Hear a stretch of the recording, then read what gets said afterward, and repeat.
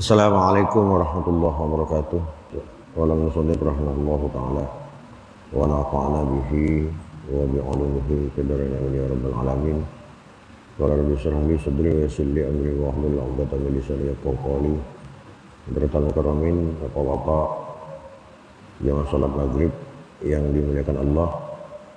Puji syukur kepada Allah, pada malam hari ini kita dapat melanjutkan kajian kita kitab Daqaiqul Akhbar, yang pada malam hari ini kita telah memasuki bab yang ke-30. Di bab 30 ini akan menjelaskan tentang besarnya atau kedahsyatan dari hari kiamat.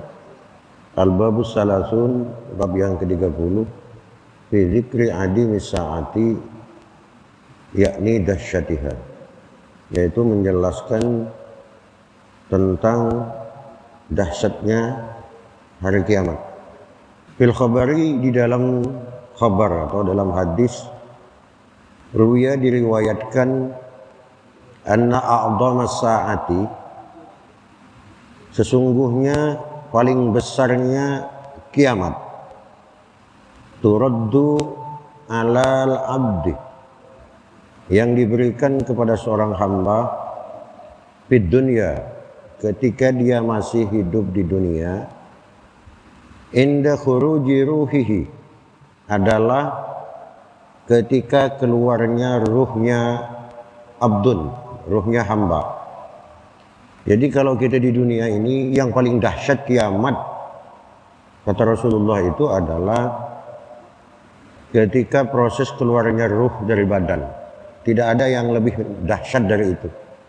Kenapa keluarnya ruh dari badan ini oleh Rasulullah dianggap, dijelaskan paling dahsyat bagi kita itu? Idza sakhasat ainahu, ketika telah melotot kedua matanya, wantashara munkhirahu, dan melebar kedua lubang hidungnya, watasaqatat syafatahu walihiyahu, dan jatuh kedua bibirnya, walihiyahu, dan dagunya, wa araqa jabinuhu, dan berkeringat pelipisnya. Ini tanda-tanda orang yang akan meninggal, seperti itu keadaannya. Wan syaddat udunahu, dan kemudian tuli kedua kupingnya. Wan aqada lisanuhu, dan terikat lidahnya. Artinya lidahnya tak bisa lagi berbicara, orang yang mau sekarat itu. Fala yujibu jawaban, dan orang yang akan meninggal dunia itu tidak lagi dia bisa menjawab. Wala yuraddu kalaman, tak bisa pula dia untuk membalas perkataan.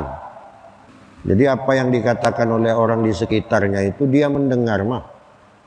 Samar-samar dia mendengar. Ada juga yang tidak, karena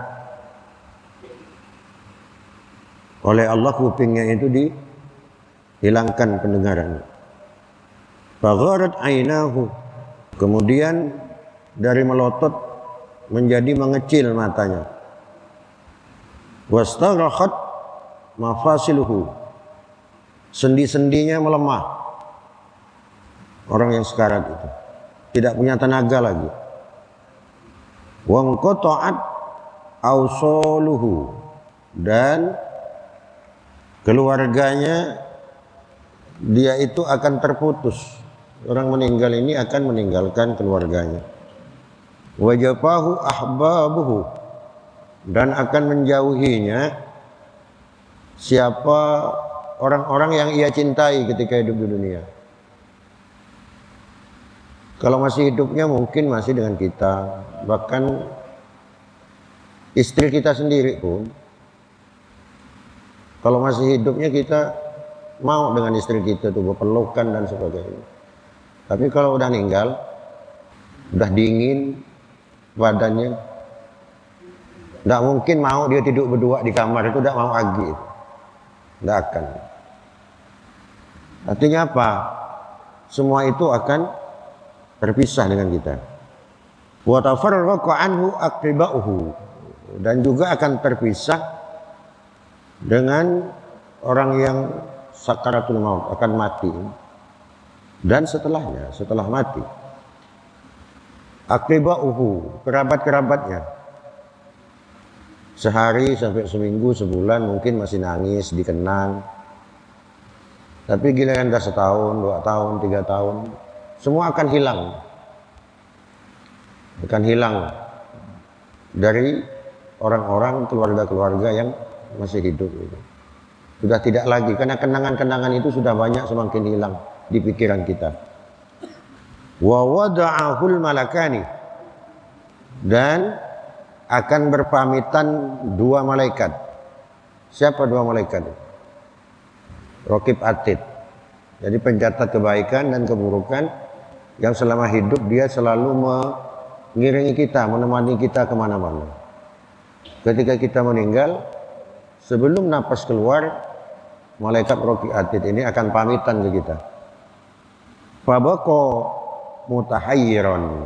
Jadi setelah malaikat ini pamitan, yang terjadi adalah kita akan kebingungan. Qad taghayyara aqluhu, sungguh telah berubah akal pikirannya. Kalau kata ulama itu orang mau meninggal itu, ini kalau orang yang baik meninggalnya, yang husnul khotimah, pikiran dia itu menerawang gitu. Kalau saya dulu kecil itu biasa diambil antunya, kata istilah bahasa ini. Menerawang, macam ke alam apa gitu. Tiba-tiba hidup. Kalau saya kecilnya dulu diambil antu, kata tidak, diambil antunya. Model-model itu Pak, itu yang husnul khotimah itu. Itu pun kalau yang tidak dapat pertolongan Allah masih merasakan sakit. Kan ada orang bertanya begini, katanya sakaratul maut itu adalah satu kejadian yang begitu dahsyat, menyakitkan, seperti kulit kita ini dikuliti hidup-hidup gitu. Melebihi dari itu malah sakitnya. Tapi kenapa ada orang yang meninggal itu malah tersenyum? Apakah tak merasakan sakit? Kata ulama seperti itu, sakit itu akan tetap ada sakit itu. Tetapi rasa sakit itu kemudian tidak ia rasakan karena ada sesuatu yang lebih dari rasa sakit itu yang ia lihat. Apa yang ia lihat? Surganya Allah Subhanahu wa ta'ala. Saking senangnya mata ini ketika akan keluar ruh itu melihat surga, jadi sakit ketika nazak itu tak terasa itu jadinya. Bukan sakitnya hilang, tapi tak terasa. Contohnya logikanya begini. Pak Haji Saliman dulu lagi pacaran dengan istrinya tuh. Biasanya kan dicubit, kena istrinya itu, kena ceweknya dulu. Dicubit, padahal sakit nih, pedas kita dicubit. Tapi karena yang mencubit orang yang kita sayang, tak kita rasakan itu Pak. Sama orang yang akan sakaratul maut itu, meskipun nazak ini sakit, tapi karena yang dilihat itu suatu keindahan yang begitu luar biasa, maka sakit itu tak dirasakan. Itu kata ulama seperti itu keterangannya. Jadi bukan sakitnya hilang, enggak, sakitnya tetap ada, hanya tak dirasakan. Jadi akalnya berubah. Setelah 2 malaikat meninggalkan kita, akal kita ini berubah, sudah tak normal lagi. Apa yang akan terjadi selanjutnya?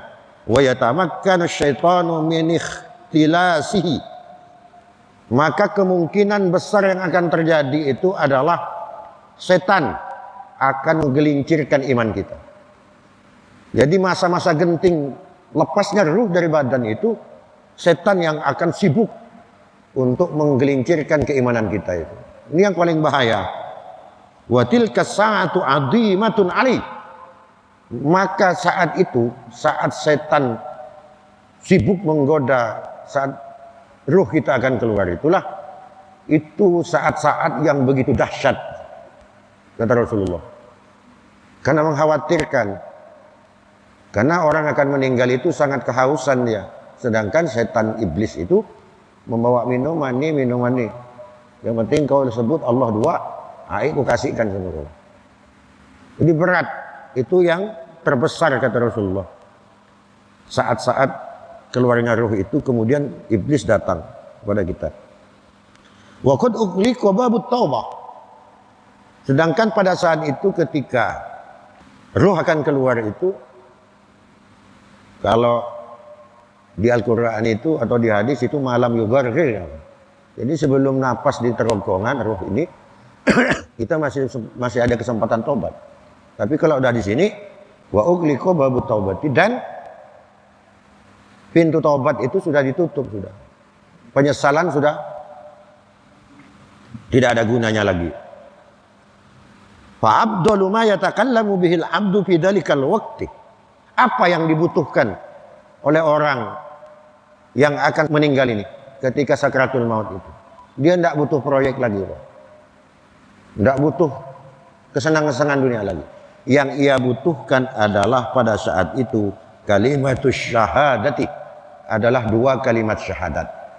Jadi maka orang yang bertakziah kalau ada orang sekarat meninggal itu, Pak, jangan kita berbicara lain lagi kecuali membimbing mentalkin itu. Mentalkinnya itu kalau udah hampir meninggal, jangan kita seling-selingi dengan omongan yang lain. Wah, nyebut. Usagi bahasa-bahasa nyebut itu hilang kan, Pak. Langsung talkin Allah. Pelan-pelan. Diam dok bentar. Allah. Kalau bisa dibimbing syahadat. Kalau kira-kira masih bisa dia ngikut. Tapi kalau sudah ruh mau keluar, yang kita bimbingkan adalah lafaz Allah. Allah. Pelan-pelan. Tak boleh terlalu nyaring. Jangan kita nalkin orang meninggal Allah gitu. Tidak boleh itu. Tidak boleh kata ulama. Di kitab itu dirasakan begitu. Ini ada anaknya, karena saking biar anaknya peduli itu, bimbinglah umatnya yang mau meninggal. Allah. Nyebut mak. Makin bingung orang yang mau meninggal itu tuh. Jadi pelan-pelan gitu. Lirih ketika mentalkin itu. Ulama gitu kan. Jadi jangan selingi bahasa-bahasa lain. Langsung lafaz Allah. Karena dia udah lemah, kaku udah orang itu. Jangan sampai kalau kita nyebut bahasa lain, nanti malah bahasa lain itu yang dia ikut. Bahaya itu. Jadi itu. Jadi kata ulama, jangan terlalu keras. Pelan-pelan ya. Allah. Di kupingnya, dekat-dekat kupingnya. Itu kalau mentalkin seperti itu. Nah, itu kalimat syahadat itu yang dibutuhkan oleh orang yang akan meninggal. Fa amma a'dhamu sa'atin turaddu alaihi bil akhirah. Itu kalau di dunia, Pak. Kalau ini yang paling dahsyat itu ketika kita menghadapi akhirat nanti adalah faida nufikha fis-sur. Yaitu pertama ketika ditiupkan trompet atau sangkakala itu. Dulu pernah saya bahas ini ketika kita tafsir Yasin.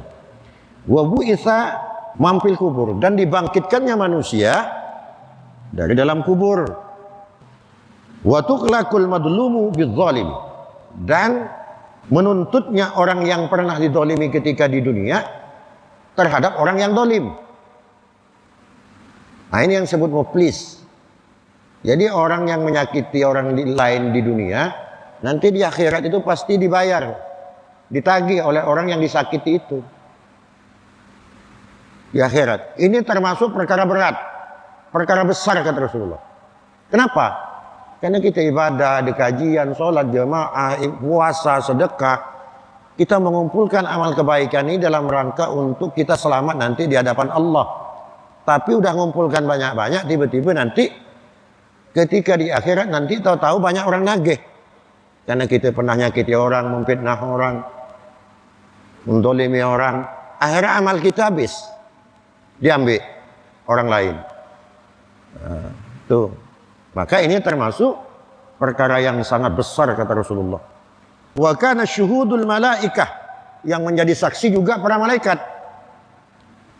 Nanti di padang mahsyar itu juga. Wasailu huwallahu ta'ala, dan yang akan menanyakan kepada kita itu nanti Allah Subhanahu wa taala.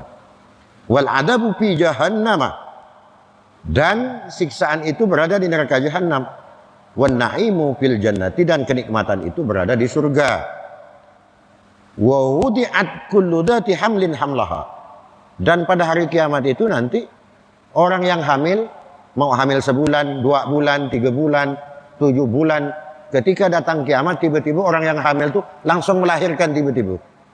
Keluar semua bayinya, biar tidak cukup bulan. Wa taron nasu sukara, dan kamu akan melihat terhadap manusia itu seolah-olah manusia itu seperti orang mabuk, kata Al-Quran nih. Wa ma hum bisukara, dan tidak, mereka itu bukan mabuk, kata Allah. Walakin, akan tetapi, adzabullahi syadid, karena disebabkan siksaan Allah itu begitu dahsyat, di mana saat kebingungan dan sebagainya seperti orang linglung, seperti orang mabuk, padahal mereka itu bukan mabuk nanti di akhirat itu.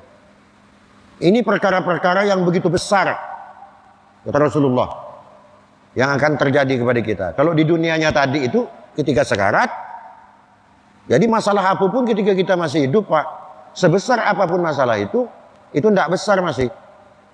Yang terbesar di dalam kehidupan kita adalah ketika kita pertaruhan kita dalam sakaratul maut itu. Itu kata Rasulullah, hal yang terbesar di dunia. Kalau di akhirat yang barusan saya jelaskan tadi. Terus yang terjadi di akhirat apa lagi? Wasaratil wildanu saiban. Bayi yang masih kecil ketika sampai hari kiamat, yang rambutnya hitam bagus, tiba-tiba langsung putih. Ketika kiamat nanti itu. Bidzalikal yaum, kama qala Allah Ta'ala, sebagaimana yang difirmankan Allah di dalam Al-Qur'an, fa kaifa tattakuna in kafartum yauman yaj'alul wildanu saiban.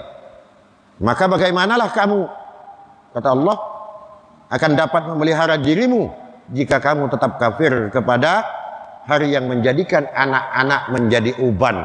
Maksudnya hari kiamat. Dijelaskan tentang hari kiamat, bahwa nanti ada padang mahsyar, ada hisab dan sebagainya. Tidak percaya kita di dunia. Maka disindir oleh ayat ini. Gimana? Kamu dijelaskan tak mau percaya. Padahal nanti itu anak kecil pun yang rambutnya hitam ketika hari kiamat itu berubah. Dia menjadi putih. Saking dahsyatnya hari kiamat itu. In kanat illa sayhatan wahidah. Ayat yang lain. Surah Yasin nih. Bahwa ada nanti itu hanya satu tiupan saja. Sangkakala itu. Satu tiupan. Tadi dijelaskan dulu waktu kita di tafsir Yasin. Wasiqal ladina taqaw rabbahum ilal jannati sumara. Dan akan digiring orang-orang yang bertakwa rabbahum kepada Tuhan mereka ilal jannati, ke surga, zumara, itu dengan rombongan. Jadi kita masuk surga itu tidak sendiri-sendiri, Pak. Pakai rombongan, pakai keloter kita. Ada kelompok bendera-benderanya. Sudah saya jelaskan dulu pertemuan sebelumnya itu. Jadi tidak mungkin kita masuk sendiri, bersama-sama. Kalau yang cinta dengan orang soleh, kita juga ikut menjadi orang yang soleh. Maka orang yang soleh nanti, para ulama itu yang akan menjadi imam kita. Kita ikut mereka nanti, rombongan mereka. Jadi ada keloternya. Itu ayatnya. Terus, wa yuqalu yashhadu alaihim syuhudun. Dan nanti di padang mahsyar itu akan ada persaksian terhadap apa yang kita lakukan ketika kita hidup di dunia. Paling tidak yang akan bersaksi itu nanti ada 7 persaksian itu. Apa dari 7 ini? Yang pertama adalah di dalam Al-Quran, di dalam surat Al-Zalzalah ayat 4. Yauma idin tuhaddisu akhbaraha. Pada hari itu bumi menceritakan beritanya. Jadi apa yang terjadi ketika Abdurrahman masih selama hidup di dunia itu, dari pertama saya dilahirkan sampai saya meninggal, bumi akan menyaksikan. Hari ini tanggal segini, jam segini, detik segini, Abdurrahman ini ada di Masjid Agung ngisi kajian. Hari ini tanggal segini, jam segini, Abdurrahman ini ada di orkes. Hari ini jam segini, detik segini, Abdurrahman ada di ini, ada di tempat itu, ada di sana, ada di sini. Ini Pak, wa yumaidin tuhaddisu akhbaraha. Selama kita hidup itu bumi akan menyaksikan itu. Oh iya, berarti pertama yang akan menyaksikan, memberi saksi nanti di padang mahsyar itu pertama adalah tempat kita, yaitu bumi ini. Terus yang kedua yang akan menjadi saksi adalah waktu. Ketika kita hidup di dunia, waktu-waktu kita itu. Ayat Qur'annya adalah wa yunadi kulla yaumin ana yaumun jadid wa ana ala ma ta'malu syahidun. Jadi ayat Qur'annya dijelaskan oleh Allah Subhanahu wa taala. Waktu menyeru setiap hari. Aku adalah hari yang baru dan aku akan menjadi saksi atas apa yang kamu kerjakan. Jadi setiap waktu, setiap detik nanti di hadapan Allah akan dipersaksikan semua kebaikan, keburukan yang kita lakukan. Logikanya begini. Dari ayat yang disampaikan oleh Allah Subhanahu wa taala dalam Al-Qur'an ini. Kalau bahasa kita hari ini kan disebut dengan CCTV atau jejak digital. Kalau manusia saja sudah bisa menciptakan alat yang bisa merekam jejak digital manusia, ada CCTV dan sebagainya, apalagi Allah. Logikanya begini. Jadi tidak mungkin kita bisa ngelak Pak. Jangankan Allah Subhanahu wa taala, manusia saja sekarang dengan kecanggihan teknologi, jejak digital itu tak bisa hilang. Nah ini semakin hari justru semakin membuktikan kebenaran Islam, bahwa tidak ada yang kita lakukan faman ya'mal mithqala dzarratin khairan yarah wa may ya'mal mithqala dzarratin syarran yarah.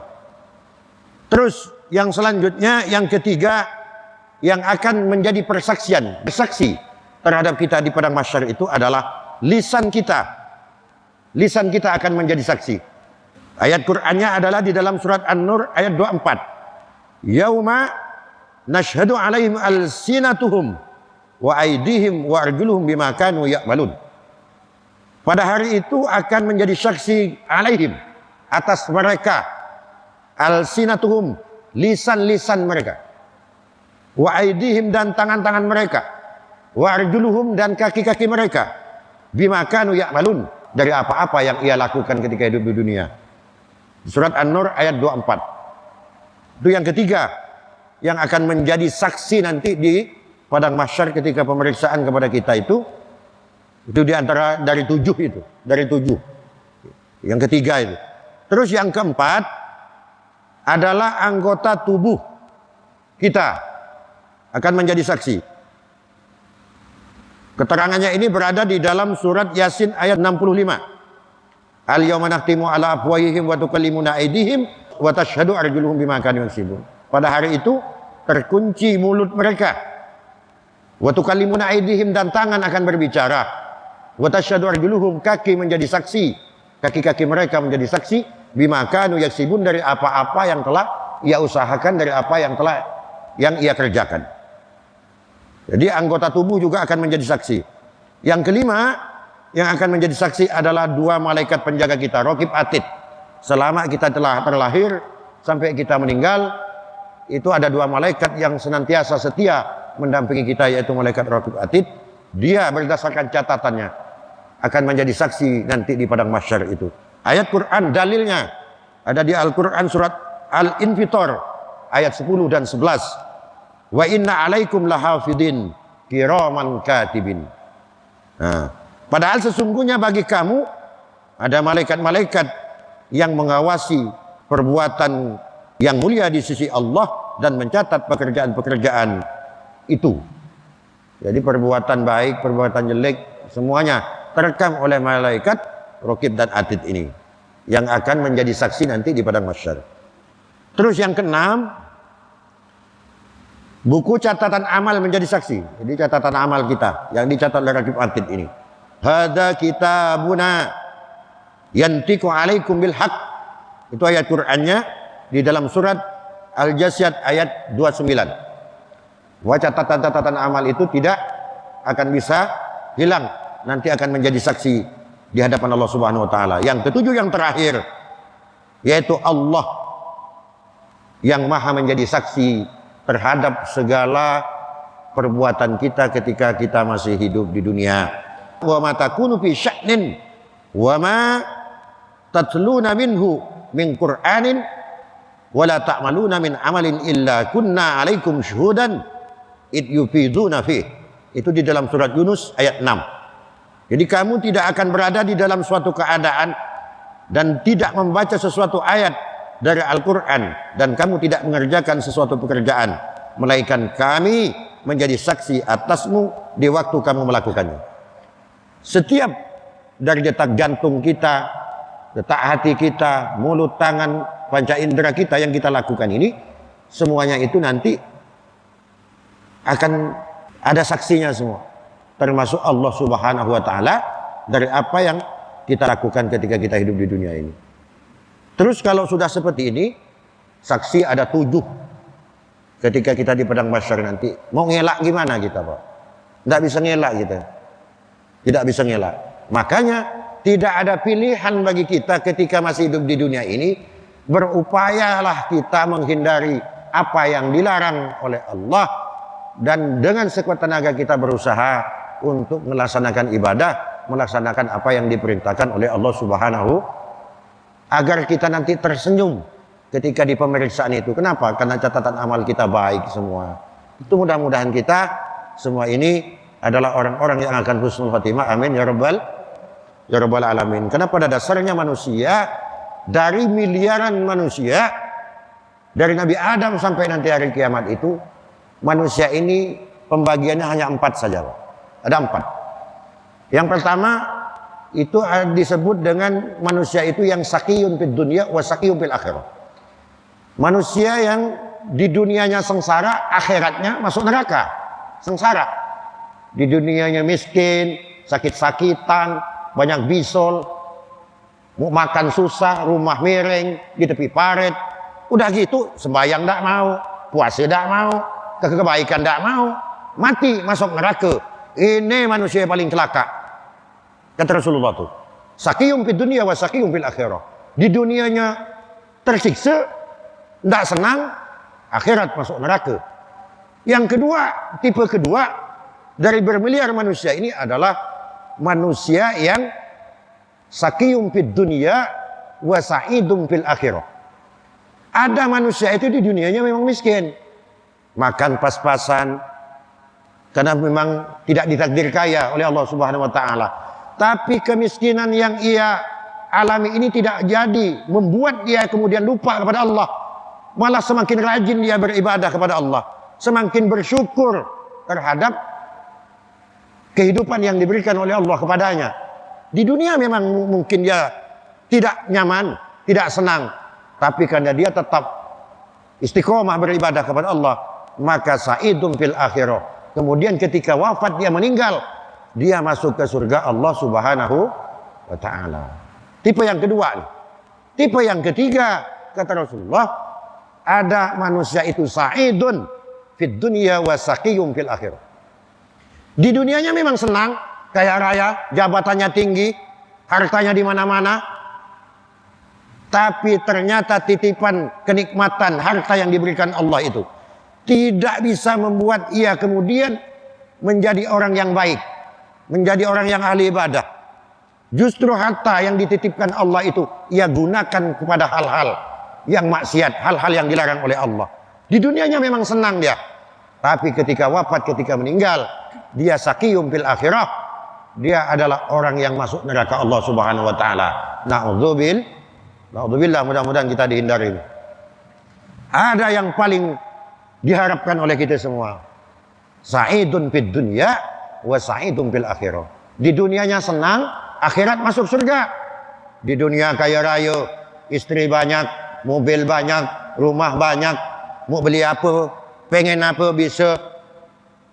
Tapi kemudian harta kenikmatan yang diberikan Allah itu kemudian tidak membuat ia dikendalikan hartanya, tapi dia yang mengendalikan harta kenikmatan itu, sehingga dia tetap salatnya tetap terjaga, puasanya tetap dilaksanakan, perintah Allah tetap dilakukan, larangannya tetap ditinggalkan. Akhirnya apa?